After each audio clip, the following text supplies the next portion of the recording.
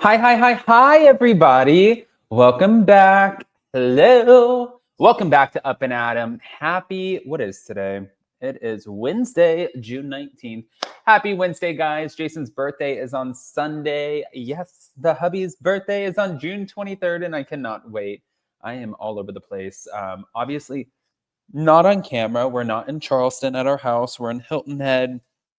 We came to check on the Airbnb and stuff. So I don't have my camera. It's just kind of like a pain in the ass to move it around. And I thought I was only going to be here for a day. But with all of that aside, we have some Jersey to talk about.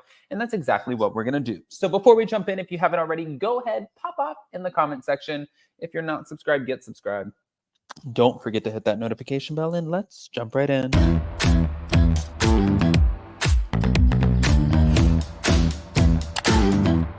Cause no one can do it like we do it, like we do it, like we do it. Cause no one can do it like we do it, like we do it, like we do it. All right, guys. So I don't know if you've been following this shit, but it's hitting the fan. Okay. You guys remember Melissa Feaster? Well, now she's addressing the end of her podcast with Teresa Giudice, Namaste Bitches. She's slamming terrible lies and admits that there are reasons that they abruptly ended the show amid a feud as fans are reacting. But this is coming from Reality Blurb. There were also many other articles. If you guys don't remember, I actually had both of them on my channel. We talked a little bit, even going into the new season. I was asking Teresa, I said, are you and Joe going to be able to get along? She's like, the chapter is closed.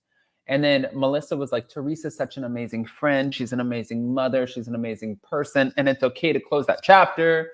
And Melissa was really, she's an awesome host. You know, she does great. I have a lot of love for Melissa. And I am curious what happened. Well, guys, we finna find out together. In April, the Namaste Bitches podcast mysteriously ended, leaving fans with more questions than answers. Many have speculated that the co-hosts fell out, and the rumor was strengthened by the co-hosts' mutual unfollowing on Instagram. And last week, the Real Housewives of New Jersey star revealed that she was starting a solo podcast called Turning the Tables. Melissa also has a solo podcast called Side Piece. Regarding the podcast, people have made up some pretty terrible lies about it. And me, is what Melissa said to the Daily Mail. The truth is, I spent over 2 years of my life with 2 kids under 6, having another podcast Side Piece, and being a nutritionist with my own business, creating and building Namaste Bitches.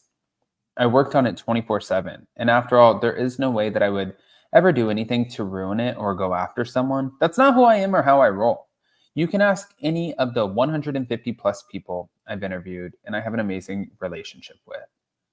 On top of all of that, I'm pregnant, and the pregnancy has been very difficult. So with all of that, it was time for a break from Namaste. But she then added, I could say a lot more of the other reasons I stepped away, but again, that's not who I am or what I do.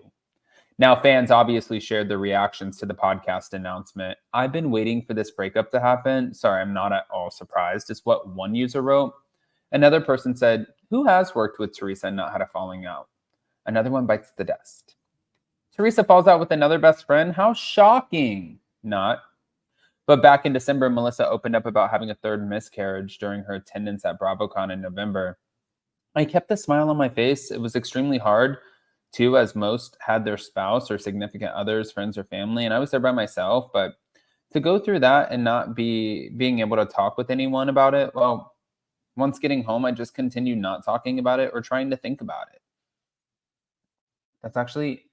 one, obviously, not actually, it's just devastating. And two, I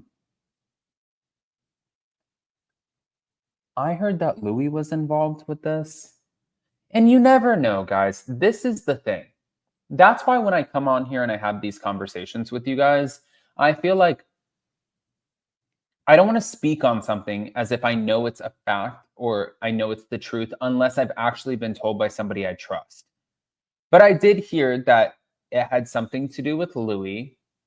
There was a disagreement, and that played into it. And I've also heard that Louis has been very, how do you say? He's been a huge influence on the people who remain in Teresa's life and also the people who are cut out of Teresa's life. And I'm sure that is, well, I'm not sure, but I can believe it. Anyways, I want to hear what your guys' thoughts are about this, but we're not done. Now we're going to go over to Craig Conover, Kyle Cook, Amanda Batula, because this is also another shit show. So Craig Conover is taking aim at Danielle Oliveira after the Summer House cast member created a fake rumor about him getting kicked out of Kyle Cook and Amanda Batula's September 2021 wedding.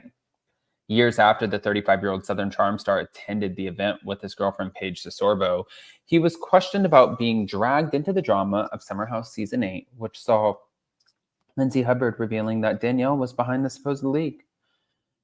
I try not to get too involved with their stuff. I was always bummed about that because they keep using the word leak and it was actually made up, which kind of hurts my feelings. That said, while Craig denied being kicked out of Kyle and Amanda's wedding, he admitted that he was asked not to return. There was definitely something that happened at the end of the night, and that's when I drank too much. We had a really good time at the wedding, and then we were already leaving, and I basically was made sure to be like, you know what? I don't think you need to come back here. According to Craig, his explanation of the ordeal may be his way of justifying his bad behavior, but still, when it came down to it, he had already left once he was asked not to come back. It was a filmed event. I think if I was kicked out, we would have seen it on TV. But to be fair, I was asked to not come back in case I wanted to decide to come back in. Looking back on the incident, Craig suggested that while the drama is normal for reality television, he felt that Danielle was trying to tear him down by going to the press with her false account. Sometimes people get pulled into the mud, and I think it's a natural thing. Everyone's going through something, and I just continue to try to lift people up and show them that there's plenty of room at the table and to not be intimidated by other people's success or getting better. I guess I'll never understand trying to tear people down, but see, I've been guilty of that stuff in the past too, and that's why I just try to show people growth. It's okay. But while Craig seemed to go back and forth with his account and whether or not it was an excuse, he confirmed that he's accepted that his drunken behavior at Kyle and Amanda's wedding was not acceptable. I used to make excuses and be like, oh, I didn't get kicked out of the wedding. I just was told not to, I couldn't come back in. But now I'm able to accept it. That's not okay either, Craig. So I try to just focus on what I can control, which is myself and my reaction to other people. I try not to get too worked up about stuff like that. But as fans recall, Paige addressed Craig's behavior at the wedding on an episode of Watch What Happens Live last year, telling Andy Cohen that while there were reports of a fight between them, it was nothing major. I'm sure he probably drank a little too much and didn't meet me on the dance floor like normal wedding stuff. And he'll talk to everyone, and I like to talk to no one. Yeah, Paige, we have that in common. But it's not the worst thing in the world, but also being asked not to come back in. Like, can I imagine Craig being, not asked to come back in? Sure. But also, guys, we're digging into 2021. You got to get some new material. If you're going to sit there and attack somebody, don't dig into 2021. I always say when I have somebody attack me, like even today, because I have assholes out there who will like randomly try to tell me what my life is, who I am. They tell everybody what I am, who I am, how I operate, how my relationship is. And I'm like, don't tell me about then. Tell me about now. Look at me in the face and tell me about now. If you don't got it in you to tell me about now, it means you don't know me, which means you shouldn't be speaking on me, which means you should probably shut the hell up. And that's how I feel. And also I had 4 shots of espresso. So guys, don't forget that I'm throwing my birthday in Charleston, July 6th. It's not this Saturday, but this Sunday is Jason's birthday. But it's on Saturday. I have 2 special guests. We are announcing it today. So check out the community tab. We are putting a flyer up. If you guys can join us, it's at Lamar's on King Street. I hope to see you guys there. Smash that like button just there, and we'll see you next time. Love you. Bye.